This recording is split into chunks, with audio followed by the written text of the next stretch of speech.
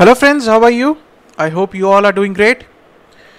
So let's start with the next chapter as decided. So chapter number 8, that is on reconciliation, right? So this is going to be our chapter number 8. We have completed 7 chapters and total we have to do 17 chapters. So out of 17 we have already completed 7 chapters. This is going to be our chapter number 8, that is reconciliation. Right? Very easy chapter, sir, but definitely an expected question. And in the recent examination in July 21, we got a very good question on reconciliation for 10 marks. Normally a reconciliation question we expect for 5 marks, but in that paper it was a bit unexpected paper, I can say. And the question on reconciliation was for 10 marks, a very good question on reconciliation, right? So an easy chapter, nothing to worry about it, just a few conceptual things that you need to understand. This chapter is related to the chapter we have just completed, that is cost accounting systems, right? So first you have to complete the cost accounting systems chapter, only then move on to this reconciliation part. First, if you are trying to go for the reconciliation first, then you will not be able to understand the things. So first complete chapter number 7, that is cost accounting systems, and then jump to this chapter, that is reconciliation. Now first try to understand what is a reconciliation. The first and the foremost thing is that we need to understand that what is reconciliation, right? Just listen to it very carefully. All those who are having the handbooks, KSJ handbooks, they should keep the handbooks with you, right? Always whenever we are doing, whenever you are listening to the lectures, keep the handbooks, concept book also, and one notebook register with you people, right? That is very important, guys. Keep noting the important things, and most of the important things are there in the handbooks only. Now first thing that you need to understand is what is reconciliation. Say you are a group of 3 friends. Try to understand with the help of an example. You are a group of 3 friends. You decided to go for a movie on a Sunday, right? It's a beautiful evening and you decided to go for a movie with your 2 other friends. You met at a common point and you said that let's go and watch this particular movie, movie A, right? I'm not going to name any particular movie. I say movie A. Another friend says that no, this we are not going to watch this movie. Let's watch movie B, right? Now what happened? There is a difference in the opinion of 2 of you. You are saying let's watch movie A. It is a very good movie. Your friend says no, it is not a good movie. Let's watch movie B, right? Now what happened? You started fighting.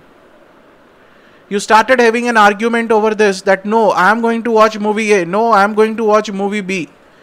Now the third friend came into the picture, right? Now your third friend arrived and he listened to both of you argumenting about this movie A and B. So what he will try to do? He will try to find out a middle path that will satisfy you also and your friend also, that who is having an argument with you, isn't it? That third friend, he is a very sensible one. What will he try to do? He will say that let's do one thing. It's a wonderful evening. Let's not fight out, right? Let's do one thing. We'll neither watch movie A nor movie B. Let's go to my home. Let's have a cup of tea or coffee. Let's have some chips and something like that to eat, right? We'll call for a pizza and all those things, and let's play some games or watch old movies or whatever fun we'll have, right? Now what is he trying to do? He's trying to find out the middle path. He's trying to reconcile the arguments between you, so that you, both of you who were argumenting on movie A and B, they come to a middle path and they try to reconcile it, that okay, we'll do this thing. Now both of you agree to that third friend's suggestion, right? This is called reconciliation. So one thing you understand, that reconciliation means when there is a difference in the opinion between 2 things, you are trying to reconcile and bring them to a common platform, right? You're trying to reconcile the differences. Now in cost accounting, when there is a need for this reconciliation, in the last chapter when we were studying about the cost accounting systems, when we were studying about cost accounting systems, there I told you that we have basically two systems of preparing the cost books. One is integrated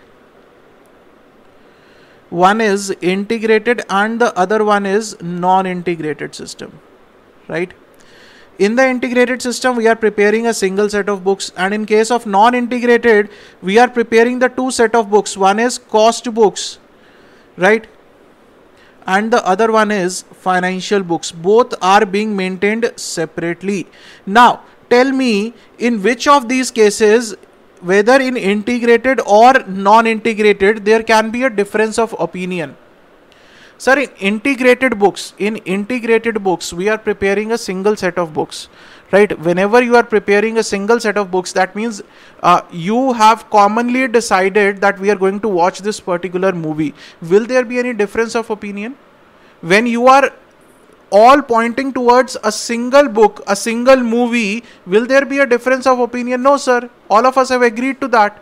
Right? So in integrated books, there is no chance of difference of opinion. In case of non-integrated books, when we are maintaining two separate books, when we have the two movie options, right, then there can be a difference of opinion. You will say, I want to watch this movie. Your friend will say, no, I want to watch this movie. So there are two options basically, and there can arise a difference of opinion. Right? So one thing is clear, the difference of opinion can be only and only in case of this non-integrated books. So that means if we are talking about reconciliation in cost books, that means it can only happen in case of non-integrated books. Read from the book. All those who are having the KSJ handbooks, guys, the first thing I am saying is reconciliation is an accounting process that compares two set of records to check that figures are correct and in agreement. Right? Reconciliation is done when separate books are prepared for costing and financial records, non-integrated books. So reconciliation will be done only and only in case of non-integrated books, where you have to reconcile. There can be a difference, say for a particular item, there can be a different value in the cost books and there can be a different value in the financial books, right? But ultimately at the year end, you will have to reconcile them. Why we need to reconcile them, sir? Because ultimately we have to submit the financial books to the government. We have to submit our income tax returns. We have to submit our copy of books. Right? We have to close our books. So we have to reconcile these two books. There can be differences. So the first point that you need to understand is that the reconciliation will take place only in case of non-integrated cost bookkeeping. In case of integrated cost bookkeeping, there will be no reconciliation because only and only a single set of books is being prepared. Right? So I've read from the book. All of you, those who are having the books, right? All those who want the books, they can get it from our website, that is www.ksjteaching.org. The latest books, the updated books for your upcoming attempts are available, and those who want the soft copies are available on our Android mobile app. So the option is yours. It is a concept book and the solved question book also. Now, the next topic is in the reconciliation, sir. We have studied one thing, that reconciliation will take place only in case of non-integrated books, right? Now the question is, sir, why will there be a difference between the cost books and the financial books, right? So my topic is that I am going to take up now is reasons. My topic is reasons for difference. Reasons for difference in cost and financial profits, I can say, or books, I can say, right? So there will ultimately be a difference in the profits. If any entry is here and there, it will ultimately impact the profits, right? So what you have to do is you have to reconcile the financial and the costing profits. Right? So basically, if you are going to do the adjustment for 1111 entry, it will ultimately impact the profit only. So costing department has calculated the profits, the costing profits as per their calculation, and the financial department has calculated the profits as per their department, as per their calculations, right? So ultimately, we have to reconcile them. Now, what are the reasons for the difference in cost and financial profit? Let's see. The first difference is purely financial expenses. Purely financial expenses. Now, all those with the books, no need to write anything, right? You just have to listen to what I am saying, right? Keep marking in the books. Everything is given in the book, so nothing to worry. Now, the first thing is purely financial expenses. For example, say loss by fire or theft, right? Say rupees 50,000. Now, what will happen? Here you have your financial books. What you will do in the financial books, sir, you have a profit of say 5 lakh rupees. Now, in the financial books, you will record this loss by fire of theft 50,000, right? What you will do? You will write to loss 50,000. What will be your net profit? What will be your net profit? 4,50,000. Here you have your cost books now. Here you have your cost books now, right? Say you have a profit of 5 lakh. Now, what will happen? Are you going to record this loss here also in the cost books? Do you record the purely financial transaction in the cost books when we are preparing the non-integrated cost books? No, sir. Right? So, are you going to record this loss here? No. So, that means my net profit here will be to net profit 5 lakhs. So, there is a difference. The profit under costing books is 5 lakh rupees and the profit under financial books is 4,50,000. Can you see the difference between the two profits? Right? So ultimately what you have to do, you have to reconcile these profit and you have to bring them to a single figure so that the profit under the cost books matches with the profit under the financial books. This is what your goal is in the chapter of reconciliation. Are you getting the point? Okay, sir. So this is one case, that is a purely financial expenses which are debited to profit and loss account but not charged in the costing books. So these are debited to profit and loss account and not charged in profit and loss account and not charged in costing books. Right? Costing books. Clear? Any doubt up till this point? Now, second point is purely financial incomes. Purely financial income.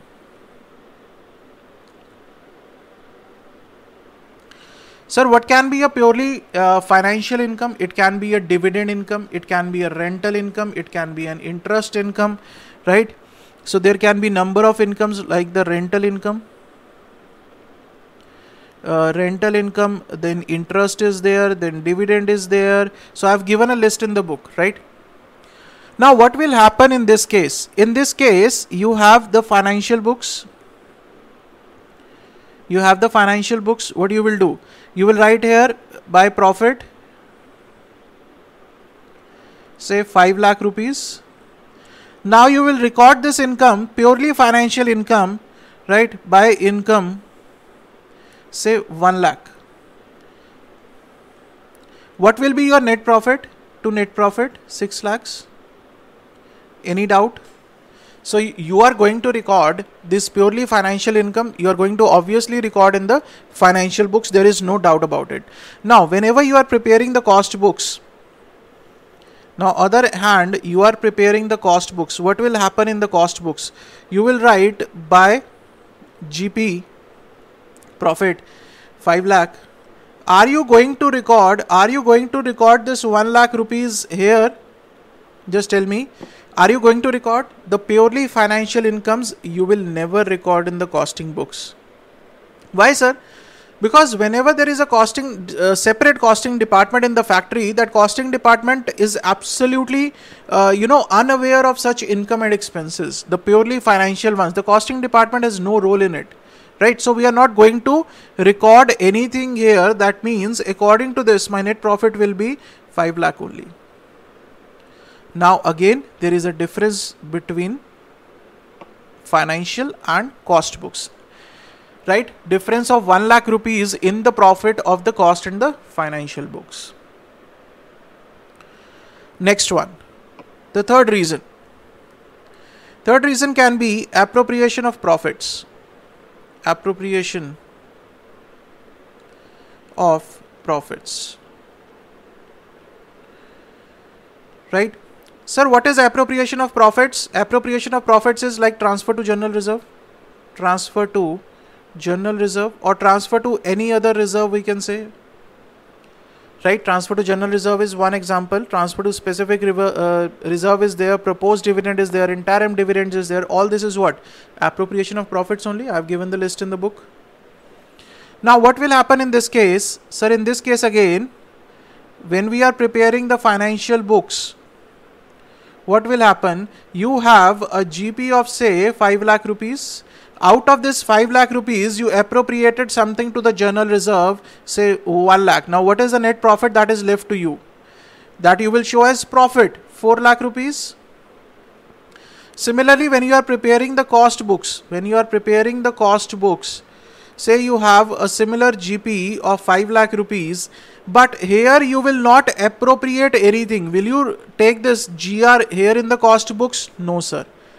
You are not going to record, because the costing department doesn't know about this, that what the financial department is doing. Costing department is concerned with only a few things. What? Related to production only. Receipt of material, conversion of material into WIP, using the labor overheads there, then conversion into finished goods, then the sales, right? So costing department has, I can say, nothing to do with this general reserve. Whatever the financial department is doing with the profits, it has nothing to do with the costing department, right? So this general reserve, no entry here. So that means, according to this, my net profit here as per the costing books will be 5 lakh. Can you see the difference, sir? Can you see the difference? Net profit and net profits, there is a difference. Clear? Any doubts? Right, so I have just discussed three parts as of now. The one is the purely financial expenses being debited to profit and loss account, then the purely financial incomes being credited to profit and loss account, then the appropriation of profits, right? Then next part is purely cost expenses. Now sometimes in the costing books there can be a notional rent that is being recorded. See, in the financial books, what we record? In the financial books we record what has actually been incurred, right? What is actually incurred we record in the financial books, but what is not actually incurred, it can be notional rent. What is a notional rent, sir? Can you tell me? The rent which is not actually there, but we are recording only for the costing purposes, that we have to show this amount as a cost, right? We are setting some amount as a cost. This is a notional rent. This is not the actual figure that we are going to pay, but we are taking it for the costing purposes, that had this factory been on the rent, then what we would have paid, right? This is not what we are actually paying. This is what we are assuming, that had this area been on the rent, then what we would have paid. That is a notional rent. Now, this notional rent, what is this notional rent, sir? Notional rent, I am saying purely cost expense. That means whenever you are preparing the cost books, what you will record here? In the financial books, you are going to record the actuals. Say you have a GP of 5 lakh rupees and you recorded notional rent of 50,000 rupees. So what will be your net profit as per cost books? 4,50,000. Now what about the financial books, sir? What about the financial books? Sir, you have a GP of 5 lakh rupees. You are not going to record this notional rent. The finance department will say, no, no, no. We are not going to record this notional rent. What we are going to record is, if there is an actual rent that is being paid, we are going to record that. Right? We are not going to record this notional rent of yours. So according to this department, the net profit will be 5 lakh. Again, there is a difference. Here the profit is 4 lakh 50. Here the profit is 5 lakh. There is again a difference of 50,000. Are you getting the point? Clear? Next is different methods of depreciation. Different methods of depreciation. Now there are basically two methods of depreciation, isn't it? If we talk about the methods of depreciation, it is either the straight line method or either it is the WDV method, that is the written down value method. Now what happened?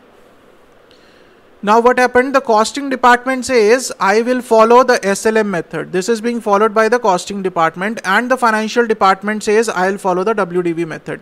Now the depreciation figure amount will be different under the two methods. Say you are maintaining the cost records, right? Under the costing books, your GP is say 5 lakh. Now you charge the depreciation as per the SLM method, that comes to 50,000, right? Your net profit is 4 lakh 50,000. Now the financial records, as per the finance department, they are charging the depreciation on the WDV method. So if the GP here is 5 lakh rupees and the depreciation as per WDV method is 45,000, then what will be the net profit here? The net profit here will be 4 lakh 55,000 only. There will be a difference of 5,000 rupees. There is a difference of 5,000 rupees if you are going to charge the depreciation by different methods. Sir, it is a very obvious fact that the depreciation will be different by SLM and WDV. It is an obvious fact, right? It is an obvious fact. Then another important thing, different methods of valuing the inventory. This is our 6th point. Different methods of valuation of inventories. Valuation of inventory. Right? So valuation of inventory again can be done by weighted average method, FIFO method. It can be done by FIFO method. It can be done by weighted average method. It can be done by last in first out method. Right? So there are simple average methods. So there are various methods of valuation of closing and opening inventories.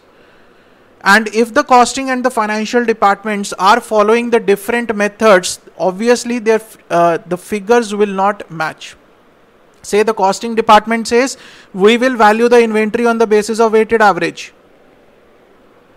Whereas the financial department says, we'll value it on the FIFO basis. This is the financial department and this is the costing department who is going to maintain it on the weighted average method. So there will be a difference between the books. There will be difference between the profits. Right? Similarly, there can be a different methods of valuation of finished goods. Right? Finished goods can also be valued on the various bases, and accordingly the depreciation will change. If there is a difference in the valuation of finished good, sorry, not depreciation will change, the recording will change in the books. Right? If you are following the different methods of valuing this finished goods, right, again your profits will be impacted. Clear? So that can be one reason. And the last important part is under and over absorption of overheads. The last one is under and over absorption of overheads. Now again, just try to understand this overheads part. Just try to listen to it very carefully. The overheads always have two parts. One is incurred and the other one is absorbed. right? When will there be an under or over absorption of overheads? When there will be a difference between the incurred and the absorbed overheads. Am I correct? Yes, sir. Sir, where do you record? My question is, where do you record this actually incurred part? In the financial books or the cost books? Just think about it. We have already discussed in the cost accounting systems. Sir, when I say the actual overheads incurred, where do you record this incurred part? Do you record in the financial books or will you record in the cost books? Incurred part, actually incurred. I just told you a few minutes back only, sir, actually incurred is taken in the financial books. That means the overheads actually incurred you will take in the financial books. Whereas the cost books will record the overheads absorbed. Costing books. And we have already studied that there can be a difference between these two. The incurred and the absorbed. It is not necessary that whatever you have incurred, you have absorbed the whole of that. Right? If that is the case, then the under and over absorption of the overheads will not be there. You actually incurred 1 lakh rupees, whereas you absorbed 80,000 only, right? As per the costing records. Now, how to record this? Sir, will there be a difference due to this? Yes, obviously there will be a difference. Sir, how? Say you are maintaining the financial books. This is your financial books, right? In the financial books, your GP is 5 lakh rupees and the overheads actually incurred, you will record in the financial books 1 lakh rupees. What will be your net profit? Your net profit will be 4 lakh. Any doubts? This is overheads actually incurred. This is overheads actually incurred. Now, when we talk about the cost books, let's come to the cost books now. When we are going to talk about this cost books, say we have a GP of 5 lakh. Here, when you are going to record the overheads, you will record what? You will record absorbed overheads. Absorbed overheads, right? That is 80,000 rupees. So what will be your profit? Your profit in that case will be 4 lakh 20,000. Now, can you see the difference in the profit? There is a difference in the profit of 20,000 rupees. So due to under and over absorption also, there can be a difference in the profits which you will have to reconcile. Now this is one very important, this under and over absorption. If there is a question on the reconciliation, there are highly chances that you will get this under and over absorption of overheads point in that question, right? And sometimes students get confused in this one, that sir, why to add it, why to subtract it? So I'll tell you a very good technique that how to identify whether an item should be added or subtracted. We'll discuss it in the next lecture, nothing to worry about it, right? I'll tell you a very simple, very easy technique, right? That how to identify that what should be the treatment of that particular item. Simple. Okay. So these are the few reasons. These are the few reasons that why there is a difference between the costing and the financial books, and ultimately you have to reconcile these books. You have to reconcile the costing and the financial books, because at the end of the year, when you have to submit your books to the department, when you have to close your accounts, when you have to submit your income tax returns, you just need one set of books, and that is the financial books. Clear? So I hope that you have understood the basics of reconciliation, that what is reconciliation, why there is a need for this reconciliation thing, right? This is needed only and only in case of non-integrated bookkeeping, right? Otherwise there is no need of reconciliation if you are maintaining your books according to the integrated system, right? So in the next lecture, what we are going to do is, we are going to discuss the format of reconciliation statement and the memorandum reconciliation account, that how it is prepared, right? So see you guys in the next lecture. Till then, stay safe, stay healthy. Thank you so much.